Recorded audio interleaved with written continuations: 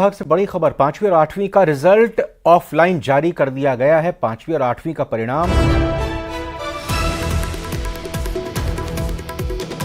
Online जारी नहीं हुआ है। वेबसाइट क्रैश होने की वजह से ऑफलाइन ये रिजल्ट जारी हुआ है, यानी कि वेबसाइट क्रैश कर गई, इसलिए ऑनलाइन रिजल्ट जारी नहीं किया। इसी वजह से ऑफलाइन इस रिजल्ट को जारी किया गया। वेबसाइट पर रिजल्ट जारी होने में तकनीकी समस्या आ रही है। समस्या दूर होने के बाद ही परिणाम को अपलोड किया जाएगा और छात्र छात्राएं अपने इस परिणाम को ऑनलाइन देख सकेंगे। अभी ऑफलाइन ही इसको जारी किया गया है।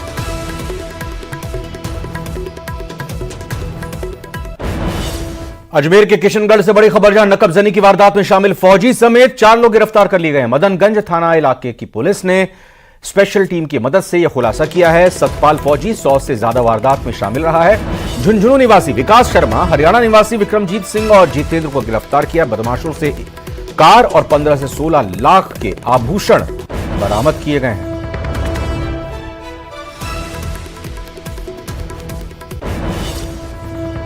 फलौदी की बड़ी खबर आपको बताते हैं, यहां पर मां ने अपने 2 बच्चों को टांके में फेंक दिया है। मां ने अपने ही कलेजे के 2 टुकड़ों को अपने बच्चों को टांके में फेंक दिया। टांके में पानी कम ना होने से बच्चे बाल बाल बच गए हैं। बेहोशी की हालत में दोनों को जिला अस्पताल में भर्ती किया गया। इलाज के बाद दोनों बच्चों को डॉक्टर्स ने बचाने में कामयाबी हासिल की है। मानसिक रूप से बच्चों की मां बीमार बताई जा रही है और इसी के चलते माना जा रहा है कि दोनों बच्चों को उसने टांके में फेंक दिया। सूचना पर जिला अस्पताल पुलिस पहुंची है, मामले की जांच कर रही है। फलौदी के एका भाटिया गांव की यह घटना है।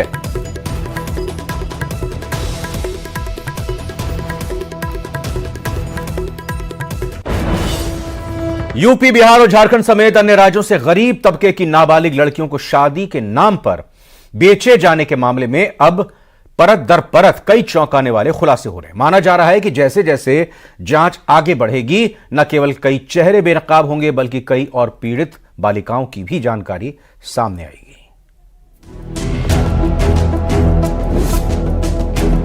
कोचिंग नगरी को दाग लगाने वाले लड़की खरीद फरोख्त मामले की जांच जैसे जैसे आगे बढ़ रही है, वैसे वैसे रोजाना नए खुलासे हो रहे हैं। जांच में सामने आया कि गिरोह के तार राजस्थान के साथ ही झारखंड, बिहार समेत कई राज्यों में फैले हुए हैं। मामले की जांच जैसे जैसे आगे बढ़ रही है, उससे कई और बड़े चेहरे बेनकाब हो रहे हैं। कोटा के एक बड़े उद्योगपति सहित कई चेहरे जांच के दायरे में हैं। फिलहाल पुलिस ने 2 महिलाओं सहित 3 आरोपियों को पकड़ा है। पुलिस ने साफ कर दिया है कि आरोपियों को बख्शा नहीं जाएगा। लेकिन जिस तरह से जांच हो रही है, उस पर गंभीर सवाल उठने लाजमी है। सरगना और महिला आरोपी पर हल्की धाराएं क्यों लगाई? आरोपियों के खिलाफ कड़ी कार्रवाई क्यों नहीं की गई? दूसरी बंधक लड़कियों को अब तक दस्तयाब क्यों नहीं किया? गौरतलब है कि बिहार, झारखंड समेत कई राज्यों से गरीब तबके की नाबालिग लड़कियों को नौकरी के नाम पर लाकर कोचिंग नगरी में बेच दिया जाता है। गिरोह के सदस्य गरीब परिवारों को टारगेट बनाते हैं। नौकरी का झांसा देकर लड़कियों को लाया जाता है। जंगल में फंसी लड़कियों का शोषण किया जाता है। भागने की कोशिश पर जान से मारने की धमकी देते हैं। गरीब नाबालिग लड़कियों के खरीद फरोख्त मामले में ऐसे कई चौंकाने वाले खुलासे हुए हैं, जिसको सुनकर आपकी रूह कांप जाएगी। लेकिन पुलिस है कि जिस तरह से धीमी गति से जांच कर रही है, उससे उसकी ही कार्यप्रणाली पर सवाल उठ रहे हैं। बताया जा रहा है कि 10 से 15 साल की इन नाबालिग बालिकाओं को दुल्हन के वेश में सजा धजा कर और आरोपियों के सामने पेश किया जाता था और 2 से 5 लाख रुपए में सौदा किया जाता था। बाल कल्याण समिति के संज्ञान में आने के बाद अब इस मामले में कई और चौंकाने वाले खुलासे हो रहे हैं। कोटा से न्यूज़ 18 राजस्थान के लिए ओम प्रकाश मारू। प्रदेश के 2 अलग अलग शहरों से आग लगने की खबर सामने आई है। आग लगने के बाद अफरा तफरी मच गई। पहली तस्वीर आपको कोटा की दिखाएंगे, जहां पर एक टेंट हाउस के गोदाम में आग लगी। दूसरी तस्वीर चित्तौड़गढ़ की है, जहां एक और कंटेनर में आग लगी। आग लगने के बाद रोड पर, सड़क पर लंबा जाम लग गया। दरअसल जलेसर से बैटरियों से भरा हुआ कंटेनर अंकलेश्वर की ओर जा रहा था। उस दौरान गंगरार हाईवे पर कंटेनर में अचानक आग लग गई। आग लगने पर ड्राइवर ने गाड़ी से उतरकर जान बचाई। आग धीरे धीरे बढ़ती चली गई, जिससे पीछे खड़े एक ट्रक में भी आग लग गई, वो भी उसकी चपेट में आ गया। झुंझुनू में चारागाह भूमि से अतिक्रमण हटाने गई राजस्व टीम को बैरंग लौटना पड़ा। टीम आबूसर पंचायत के दुर्जनपुरा, अणगासर और आबूसर गांव में चारागाह भूमि से जाब्ते के साथ अतिक्रमण हटाने गई, लेकिन ग्राम सेवक छुट्टी पर होने के कारण करीब 4 घंटे के बाद यह टीम वापस लौट गई। इससे पहले भी करीब 4 महीने पहले 18 फरवरी को टीम अतिक्रमण हटाने गई थी, लेकिन ग्राम सेवक और सरपंच के द्वारा सहयोग नहीं करने पर टीम वापस लौट गई। पंचायत प्रशासन की ओर से टीम को न तो जेसीबी उपलब्ध हुई, न मजदूर उपलब्ध कराए गए और किसी भी तरह के अन्य संसाधन मुहैया नहीं कराए गए।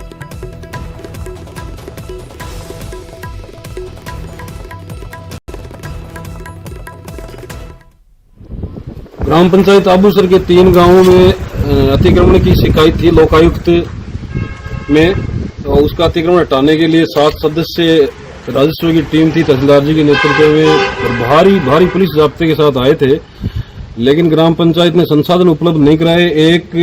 एक लोडर आया था और उसकी भी वो अतिक्रमियों के डर से उसकी पाइप फट गई। फटने के बाद में अभी हम वापस लौटना पड़ रहा है बारी। हम पुलिस जाब्ते के साथ 10 लोगों की राजस्व टीम, जिसमें पटवारी, गिरगांव, मैं तहसीलदार और मैं खुद उपस्थित था।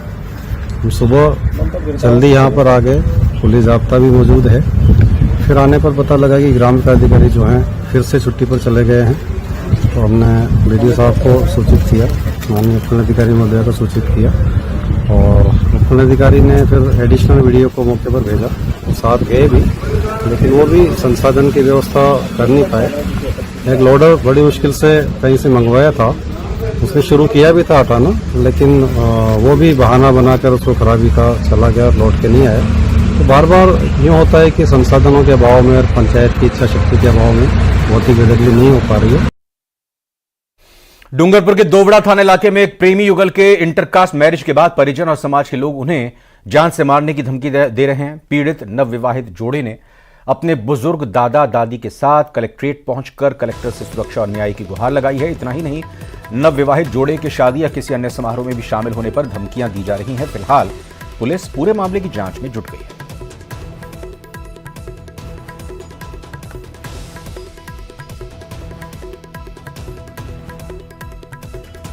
गाड़ी चलाता था, वहाँ से हमारी मुलाकात हुई। फिर हमने आजपुर में जाके शादी की पूजा माता जी मंदिर में। फिर हम 4-5 महीने बाद घर पे आए।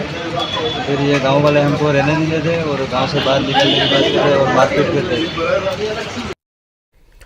अजमेर से खबर है, जहां पर एक नवविवाहिता ने अपने एक परिचित पर जबरन शारीरिक संबंध बनाने के लिए मजबूर करने का बड़ा आरोप लगा दिया है। आरोप यह भी है कि ऐसा ना करने पर उसे बदनाम कर जान से मारने की धमकी दी जा रही है। और पुलिस की माने तो एक पीड़िता ने थाने में शिकायत दर्ज कराई है कि उनके पिता के साथ कलर पेंट का काम करने वाले एक व्यक्ति से उसका संपर्क हुआ।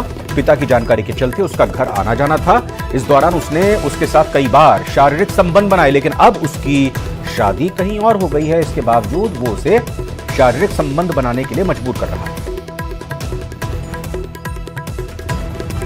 सीमाना इसके हिसाब से पेश हो गई। महिला ने रिपोर्ट लिखाई कि मेरे पिताजी कलर पेंट का काम करते हैं, तो उनके साथ एक लड़का काम करता था, तो पिताजी के साथ उसका घर आना जाना हुआ। उस वजह से मुझे उससे जानकारी होगी, उसके और मेरे बीच में संबंध बन गए। अब मेरी शादी कहीं दूसरी जगह हुई है, लेकिन ये लड़का शादी के बाद भी मेरे साथ जबरदस्ती शादी संबंध बनाने के लिए परेशान कर रहा है, तो ब्लैकमेल कर रहा है। राजस्थान हाईकोर्ट ने देश भर में बढ़ रही आसमानी आफत के कारण हीट वेव से हो रही मौतों पर खुद संज्ञान लिया है। हाईकोर्ट ने केंद्र सरकार और राज्य सरकार से हीट वेव से हो रही मौतों पर नोटिस भेजकर 1 जुलाई तक जवाब तलब किया है। हाईकोर्ट ने तेज गर्मी से बचाव और चिकित्सा व्यवस्था को दुरुस्त कर पूरी रिपोर्ट भी तलब की है।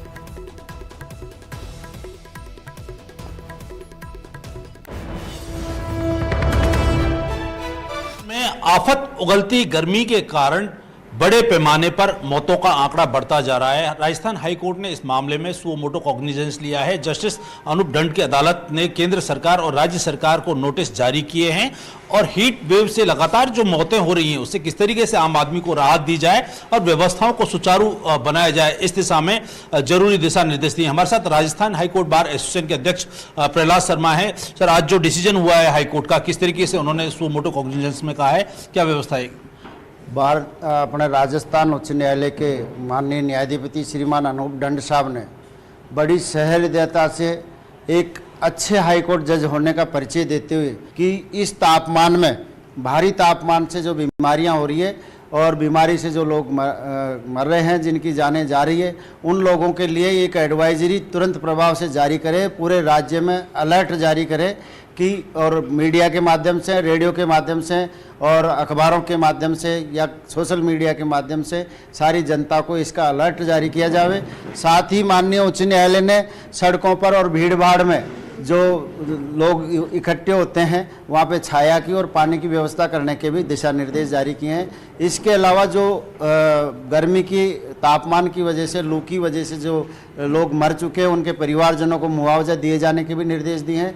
साथ ही जो मजदूर वर्ग है, उस मजदूर वर्ग के, श्रमिक वर्ग की और रिक्शा चालक वगैरह की व्यवस्था के लिए उन्होंने ये डायरेक्शन दिए हैं कि जहाँ से ये गुजरते हैं, जहाँ भी ये रहते हैं, सड़कों पे काम कर रहे हैं या और भी कहीं जैसे मजदूर वर्ग काम कर रहा है, उनके लिए कैरी की छाछ, ठंडे पानी की व्यवस्था, ORS के पैकेट्स, इन सब चीज़ों की व्यवस्था की जाए जिससे कि उनका गर्मी से बचाव हो सके। साथ ही ये भी निर्देश दिए हैं आज्ञात्मक श्रेणी में कि उनके 12 से 3 बजे तक उनको रेस्ट दिया जाए, उनको काम में नहीं लिया जाए, ये भी राज्य सरकार को निर्देश दिए हैं। इसके अलावा माननीय उच्च न्यायालय ने सभी स्वास्थ्य केंद्रों पर माकूल व्यवस्था इस गर्मी की बीमारियों से बचने के लिए दिशा निर्देश जारी करे हैं। कैमरा पर्सन मानसिंह के साथ राकेश शर्मा, न्यूज 18 राजस्थान, जयपुर।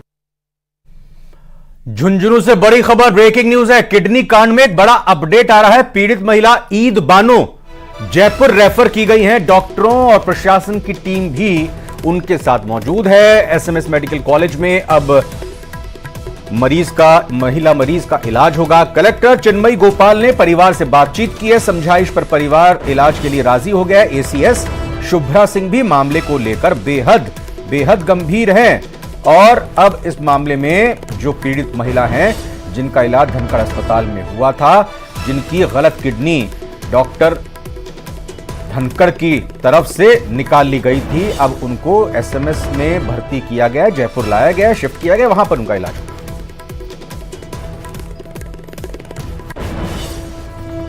अजमेर से बड़ी खबर, 18,000 लीटर नकली खाद्य तेल जब्त किया गया। ऑयल मिल पर कार्रवाई चल रही है। परबतपुरा में स्थित है ये ऑयल मिल। फूड सेफ्टी टीम की बड़ी कार्रवाई देखने को मिली है। तो बड़ी खबर अजमेर से, जहां 18,000 लीटर नकली खाद्य तेल को जब्त कर लिया गया। लगातार कार्रवाई खाद्य विभाग की तरफ से हो रही है और ये 18,000 लीटर की बड़ी नकली खाद्य तेल की खेप को जब्त किया गया है। ऑयल मिल पर कार्रवाई भी हो रही है जहां से ये खेप पकड़ी है। परबतपुरा में ये ऑयल मिल है। फूड सेफ्टी टीम ने इस बड़ी कार्रवाई को अंजाम दिया है।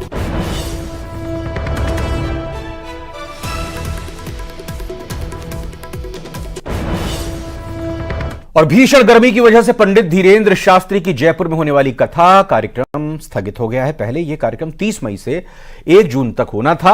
हालांकि अब यह कार्यक्रम कुछ दिन बाद होगा। कार्यक्रम रद्द होने की जानकारी बागेश्वर दरबार के प्रमुख पंडित धीरेन्द्र कृष्ण शास्त्री ने दे दी है। उन्होंने वीडियो जारी कर अपील की है कि कोई भी भक्त जयपुर ना पहुंचे ताकि उन्हें कोई परेशानी ना हो।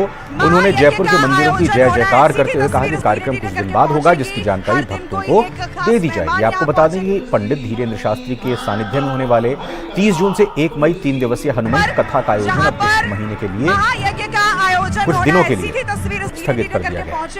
हर दिन कोई एक खास मेहमान यहाँ पहुँचे। गुलाबी नगरी जिसे कहा जाता, गोविंद देव भगवान की, गोविंद जी की नगरी, खोले के हनुमान जी की नगरी जयपुर राजस्थान में 3 दिवसीय जो श्री हनुमान कथा थी 30, 31 मई और 1 जून तक, उस कथा को प्रशासन के साथ में संवाद होने के बाद उनके निवेदन को मानते हुए इस कथा को अभी स्थगित कर दिया गया है। कालांतर में जब भी समय मिलेगा हम बहुत ही जल्दी जयपुर आवेंगे और कथा को करेंगे। और फिलहाल एक छोटे से ब्रेक का वक्त हुआ है, आप तुरंत बने रहिए न्यूज़ 18 राजस्थान के साथ।